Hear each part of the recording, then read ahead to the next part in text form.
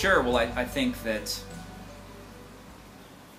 in the middle part of the 20th century, there were some definite peaks in architecture and art and music, and that post-war period seemed to just be this huge expansion of ideas, and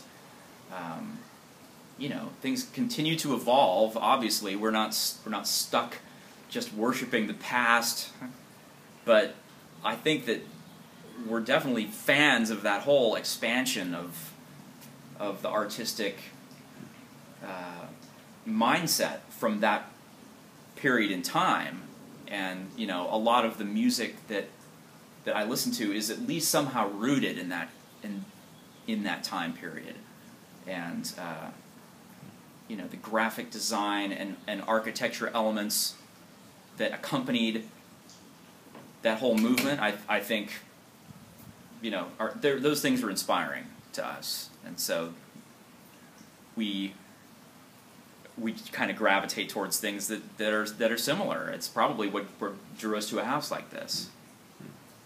And and I don't think that you can look at each sort of era or decade that has come since, and you can find interesting things that have happened, but I think that there's something unique about that 50s, 60s mindset that was like people really were trying to do something different, and there didn't seem to be any boundaries on how that differentness could be accomplished or accommodated.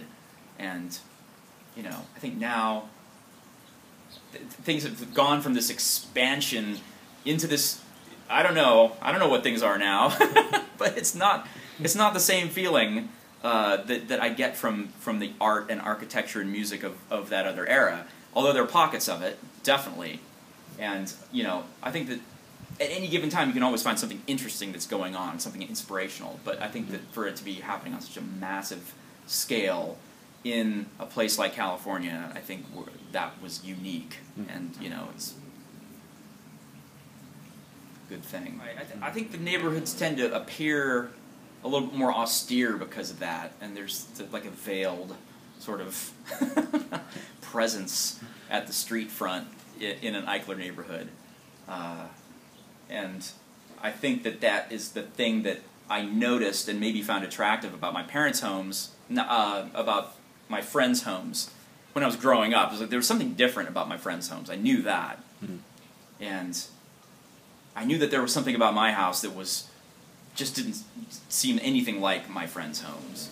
And I guess from the street, there's a sense of mystery in an Eichler neighborhood. It's kind of like you don't really know what's going on. Something could be happening, but you're not going to necessarily see it.